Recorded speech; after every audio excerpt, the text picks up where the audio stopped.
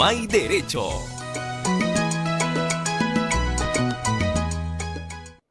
Estamos de vuelta aquí en No Hay Derecho. Les dije que hoy día teníamos una doble recomendación cultural, buena por cierto, esta vez es libre. Es que esta es una conversación que además debo decir, íbamos a, o debimos tener hace algunas semanas. Lamentablemente un problema técnico nos impidió que pudiésemos tener esta conversación, pero creo que vale el momento para hacer esta recomendación de este magnífico libro. Se llama Radiografías de Cuerpos Salvajes, de César Nieri. César es licenciado en comunicación, o sea, su formación es comunicación.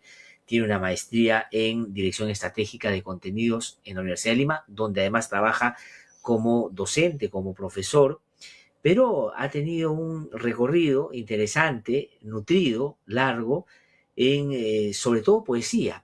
Y este es, digamos, la primera entrega que hace con 14 historias, 14 cuentos, que la verdad a mí me han encantado y quisiera yo usted lo pueda leer también para ver, y seguramente va a ser así, tenga la misma sensación. Él ha tenido la gentileza esta mañana de acceder a nuestra invitación para poder conversar un poquito. César, ¿cómo estás? Qué gusto saludarte, muy buenos días.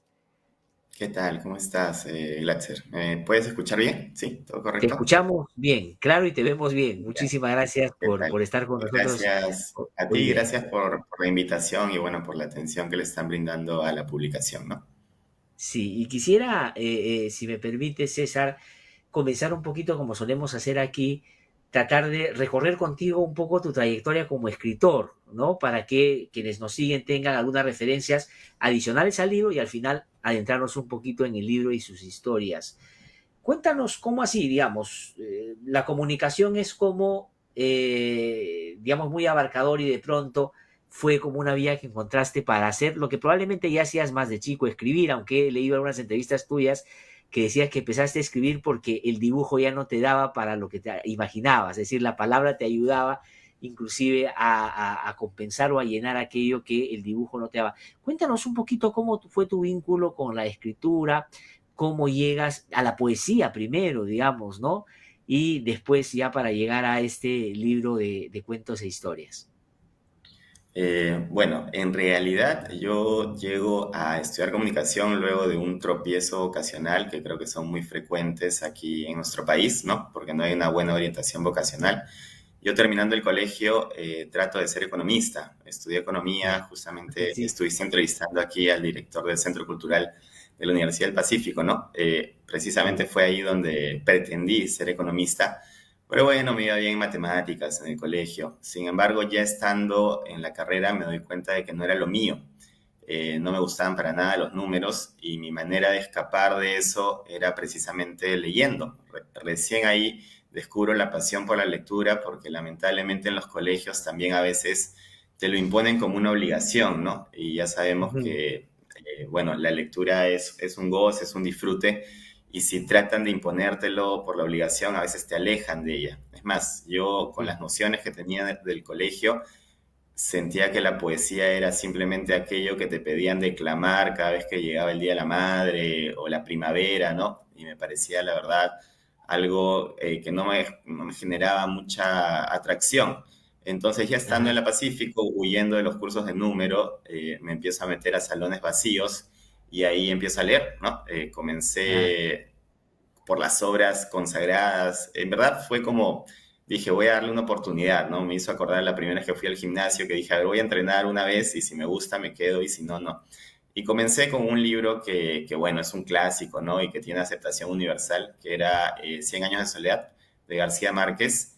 Y a partir de ahí ya no pude parar, ¿no? No pude parar, ah, empecé cada vez a consumir más autores y efectivamente yo de niño dibujaba bastante, incluso en la universidad también, cuando me escapaba de clases, me ponía a dibujar, pero sentía que la técnica no me daba para plasmar todo aquello que se me ocurría, ¿no? Y descubrí en las palabras el medio que sí me permitía toda esa expresividad que quizás por las limitaciones de cierta técnica en el dibujo no podía tener. Entonces es ahí en realidad cuando tomo la decisión de estudiar una carrera más afín a lo que me interesaba, que era la escritura, ¿no? En ajá. paralelo, cuando uno empieza a leer, a veces descubre también que si bien hay historias que pueden conectar contigo, no conectan completamente, ¿no? Entonces te dan ganas de Así es. escribir relatos o poemas que reflejen lo que tú estás sintiendo. Entonces, en verdad, la decisión de estudiar comunicación vino luego de descubrir esta pasión por la escritura, ¿no? Y digamos, por lo artístico.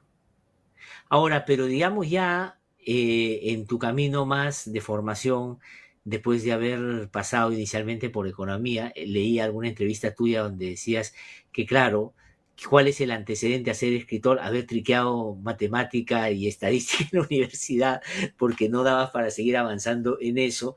Y bueno, por eso en el sentido que te llevó no solo a tu vocación, sino a que has producido y publicado cosas de lo más interesantes. Pero ya en la universidad, digamos, es usual, ahora entiendo que lo es, pero antes lo era más todavía, era participar pues en los juegos florales, en los concursos que había de poesía o de literatura, cuentos, y ahí también en 2 años consecutivos te hiciste, digamos, ganador de la Universidad de Lima y luego ya has publicado, ¿no? Que es un paso adicional, porque una cosa es, te puede gustar escribir, puedes combinarlo con la comunicación y tratar de vincularlo, pero otra cosa es ya seguir una línea de escritor. Cuéntanos un poquito esos momentos, por ejemplo, cómo es que ya se produce este parteaguas, estas definiciones más claras.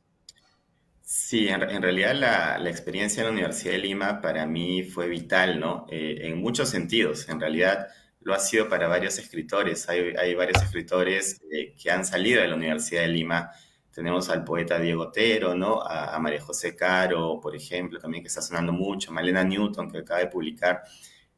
Cuando yo llego a la universidad, efectivamente lo hago con la intención de estudiar una carrera que me permita en paralelo desarrollar la escritura. Y recuerdo que cuando llego el curso de literatura con el profesor Rada, ¿no?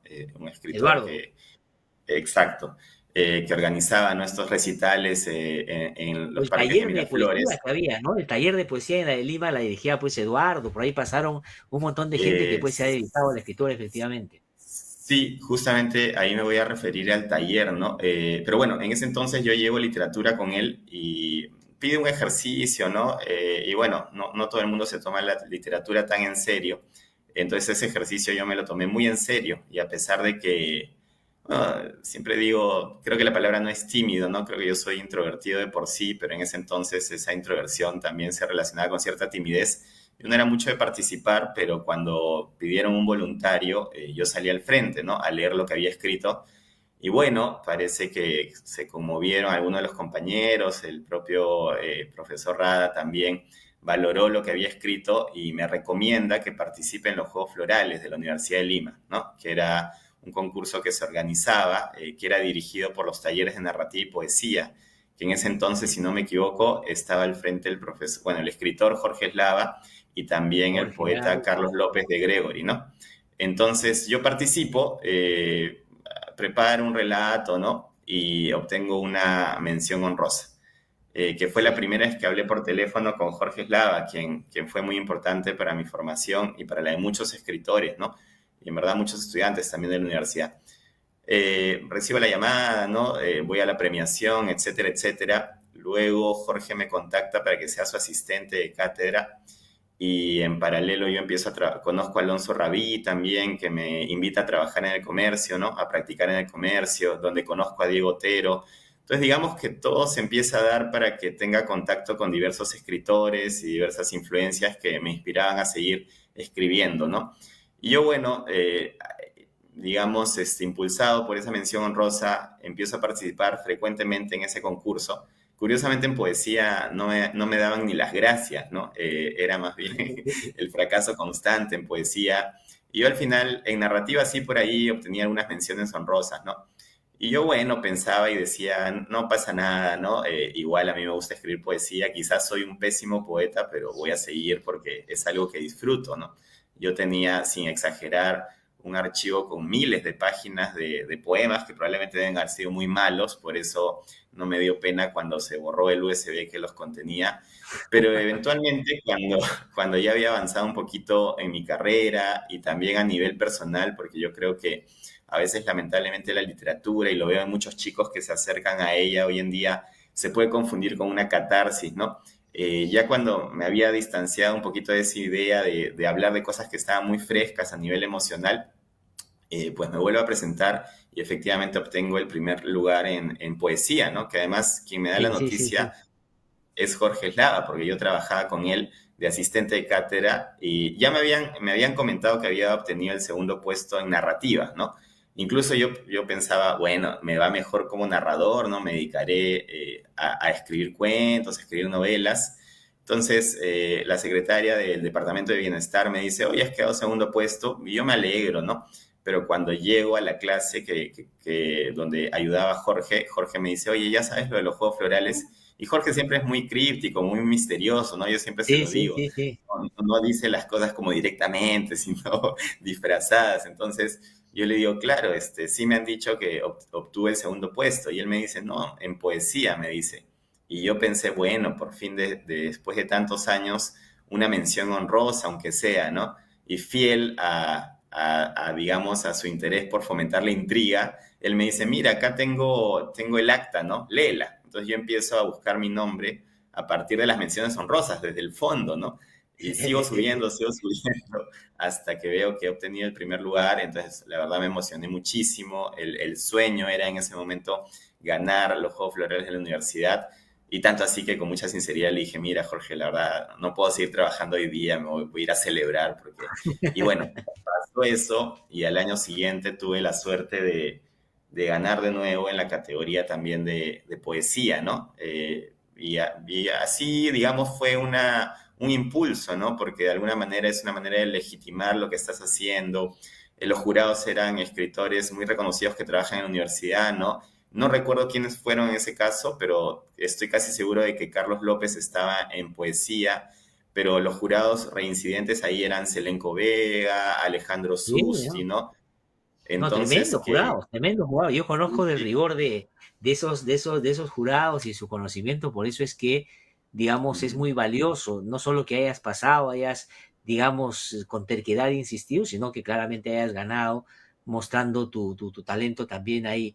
Y fíjate, Jorge, que es un gran amigo, yo he tenido la posibilidad, inclusive por su generosidad, de presentar algunos de sus libros.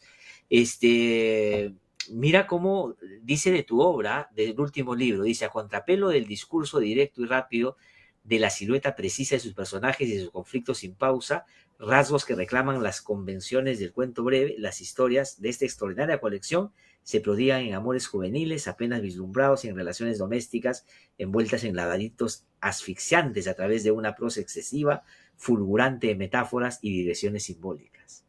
Imagínate, o sea, esa es una anotación que hace Jorge de tu trabajo ahora y me va a permitir ingresar, por supuesto, a la Orografía de Cuerpos Salvajes, ¿no? Que es este libro que estamos hoy día mostrando y ojalá usted que nos sigue generosamente todos los días pueda adquirirlo y leerlo, por supuesto.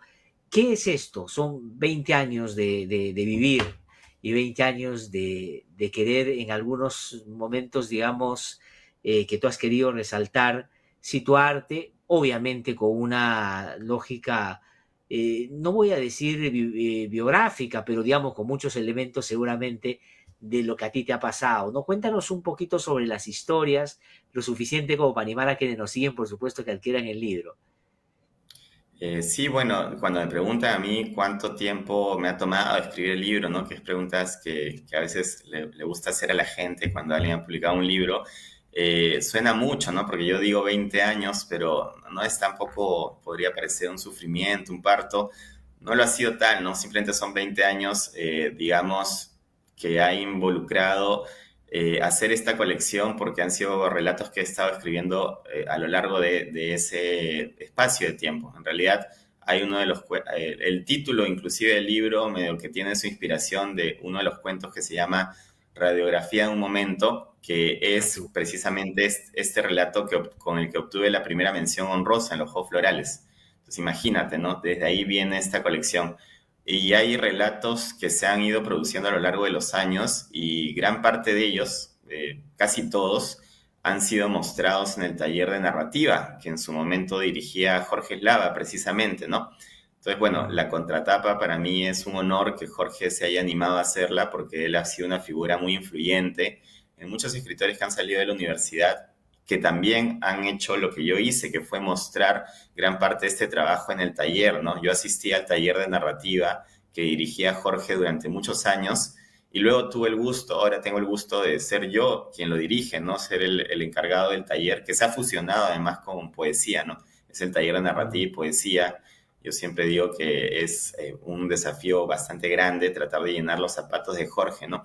Pero bueno, volviendo a la colección de relatos, tú has mencionado por ahí que puede tener visos autobiográficos. En realidad sí los tiene, pero no a nivel, no es autoficción, ¿no? Que la No, no, autoficción es no. básicamente, sino, digamos, que hay una semilla que puede estar basada en algo que me haya sucedido, en gran parte de los relatos, ¿no? Hay algunos en los que sí no tiene nada que ver conmigo, probablemente. Hay uno que se titula Baby Shower, por ejemplo, que habla de un baby shower, ¿no? De una mujer que está próxima a ser madre, y ahí, bueno, evidentemente no tiene mucho, mucho que ver conmigo, Sí, sí. aunque por ahí, no sé, pues puede aparecer algún personaje o alguna idea que sí se vincule con algo que he pensado o que me ha sucedido, ¿no?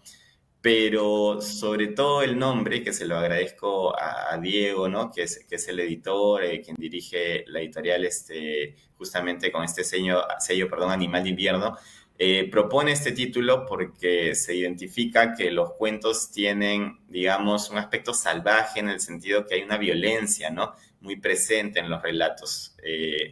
La verdad, no he hecho psicoanálisis, no he hecho terapia, probablemente debería, pero supongo que esa violencia viene de ciertas reflexiones o ciertos aspectos contenidos que tengo en relación con lo que es la vida, ¿no? Yo soy de la Sí. idea de que todo ser humano siempre puede ser muy noble, pero muy cruel al mismo tiempo. Y lamentablemente a veces no nos animamos a ver de frente esa parte oscura que tenemos, ¿no? O esa parte cruel. Y creo que muchas Claro. veces... Ujú. Pero no, pero yo te Me decía solamente para hacer una anotación en torno a lo que dices, leyendo los cuentos que me han gustado, como ya mencioné más temprano. Claro, esto de, digamos, la violencia, más que, digamos, un interés tuyo de centrarte, digamos, en darle contenido a aquello a través de personajes o historias, es como, digamos, una expresión de sinceridad en torno a lo que a veces nos cuesta decir en el tono que corresponde, ¿no? O sea, creo que tiene que ver más con eso, ¿no? O sea, la realidad es y tiene elementos que a veces nosotros buscamos dosificar para no decirlo tan abiertamente. Y por eso cuando uno encuentra personajes que si se exponen, entonces uno tiende a creer de que ese es como el interés y la voluntad, cuando en realidad es finalmente una manera de vivir los tiempos, ¿no? De decir lo que viven los tiempos. Eso me ha parecido. Y lo otro es verdad que también hay una característica que está vinculada a los textos, que es muy directa, pero a la vez también con mucha sutileza en torno a algunas cosas que cotidianamente nos pueden pasar también, ¿no? Es decir, creo que es una mezcla interesante también en ese sentido que traslada, por lo menos a mí lo ha hecho, a meterme a las historias, digamos, teniendo recaudos, pero a veces entrando un poquito sin freno, pero sabiendo que hay elementos que me van a conectar también, ¿no?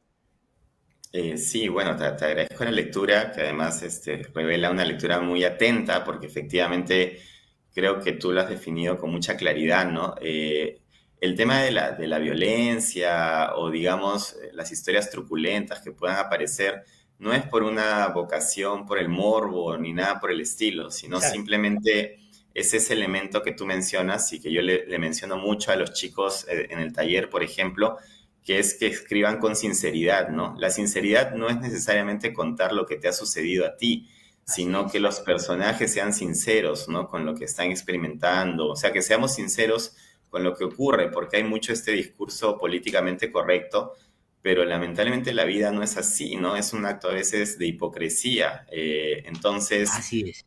eso es lo que quería reflejar, ¿no? Que los personajes sean fieles a lo que sienten, a lo que experimentan, sin ninguna especie de filtro, y al mismo tiempo buscar esa sutileza a la que tú te refieres, que por partes, por momentos creo que está también con un ámbito lírico, ¿no? Yo cuando iba Sí. al taller recuerdo que la principal observación que me hacían, Jorge sobre todo, y todavía me la hace, es por qué tanta presencia de lo lírico, de lo poético, ¿no?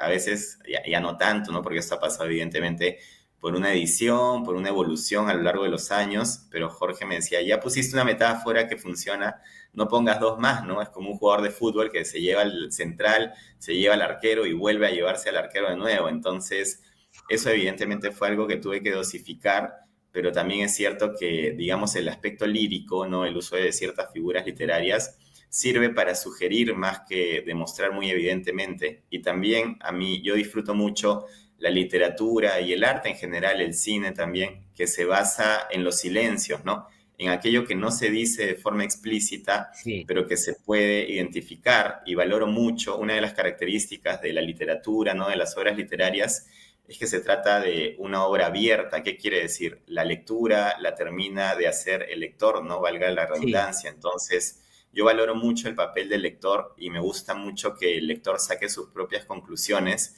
y que un mismo relato pueda llevar inclusive a desenlaces distintos, ¿no? En la mente del lector así es. o a dimensiones diferentes. Para mí, al menos, las manifestaciones artísticas, las obras artísticas que más valoro son aquellas que me dicen algo distinto cada vez que las revisito, ¿no? Porque están hablando de Sí, mi evolución. Por ejemplo, a mí me encanta ver Belleza Americana, ¿no? American Beauty, esta película que ganó el Oscar en su momento, cada cierto tiempo, porque cada cierto tiempo me dice algo distinto dependiendo del momento de la vida donde me encuentro, ¿no? Entonces, es algo a lo que trato de aspirar también con mi trabajo. sí, no, y además creo que bien administrado como este caso, el silencio es provocador, pues porque si tú te adentras en las historias, ese silencio te habilita para tú también poner tu parte. Y ese vínculo es bien interesante cuando uno lo tiene con algún autor, ¿no? Y creo que en este caso, por lo menos a mí, que lo he leído, me ha gustado que se pueda hacer esa conexión. Y hay otro, digamos, como elemento, diría yo, transversal, que es, ahí sí me parece una, no sé si es muy explícita en tu caso, pero me da la impresión, un sentido común bien extendido de no dejar de ser el chico y el adolescente de siempre, ¿no? Es decir, juguetear durante todo el tiempo con esa sensación que no se pierde, ¿no? Que avanza, avanza y recorre. Eso también me ha parecido bien interesante en las historias que cuentas aquí en este libro, que como digo, yo recomiendo mucho y te pido, César, tengo que terminar ya, me dicen, lamentablemente por tiempo, que tú puedas invitar a leer, ¿no? Yo recomiendo, por supuesto, pero no hay nada como el autor que pueda de pronto poner alguna nota en particular que ayude de mejor forma a lo mismo, ¿no? Bueno, primero, nuevamente gracias por la invitación, por la conversación. Y sí, la invitación en realidad está en el sentido de que, a ver, cuando hablamos del arte, ¿no? Se trata siempre de aspirar a lo estético, a lo bello, pero sin embargo también hay otro aspecto de valorar el arte que es lo sublime, ¿no? Aquello que incluso te puede causar cierta repulsión o cierto odio, pero que te llama la atención. Entonces, yo creo que si por ahí los posibles lectores, ¿no? A quienes les interese la literatura o quieran conectar con historias diferentes, creo que aquí van a encontrar un material. Primero que los relatos, si bien comparten una identidad, son bastante versátiles porque reúnen 20 años donde la voz, igual narrativa, ha ido cambiando, evolucionando, los temas también, pero también creo que va a ser una oportunidad para ser cómplices de personajes que como nosotros a veces no quieren callar aquello que seguimos callando, ¿no? Aquellos dolores, aquellas nostalgias que quizás no le mostramos a los demás, ¿no? Porque nosotros salimos al mundo siempre tratando de dar la cara de que estamos muy bien, de que todo está bien, de que somos felices, y en realidad en la intimidad, ¿no? De nuestros espacios donde nos encontramos a solas, ¿no? Porque uno inclusive puede ser un padre, puede ser una madre de familia, puede ser un profesor con sus alumnos, pero siempre habrá un momento en el que nadie nos está viendo y donde conectamos de verdad con aquellos aspectos que no revelamos a nadie, ¿no? Si alguien se siente identificado con eso, pues al, digamos, adentrarse en este volumen de relatos, van a poder encontrar a personajes que están mostrando esa faceta más íntima, ¿no? Y puede ser que Sí. sean relatos que los incomoden, pero creo que incomodarnos también está bien, ¿no? Creo que incomodarnos también Sí. es un aspecto positivo dentro de nuestras vidas. No, no, sí, ahora que lo mencionas, voy a terminar con esto. Aparece el padre, que no necesariamente es el tuyo, como figura muy, muy, muy presente, ¿no? Que es muy interesante también. Pues César, muchísimas gracias por haber conversado con nosotros. El libro se puede comprar, bueno, yo diría casi en todas las librerías, se puede, no está en, bueno, en el Virrey, en Miraflores, está en Comunitas, bueno, están en varias, en la versión, Ujú. de papel, digamos, física y la versión también ebook. Así que no va a ser muy difícil que la encuentren. Vale la pena. Radiografía de cuerpos salvajes de César Nieri es lo que ustedes tienen que ir a buscar. Pues César, muchas gracias. Que te vaya de lo mejor. Ha sido un gusto A ti, conocerte y un tenerte en el gusto. programa. Un fuerte abrazo. Gracias, hasta Muchas luego. Nos gracias. vemos. Lean este libro de César Nieri, de verdad muy recomendable.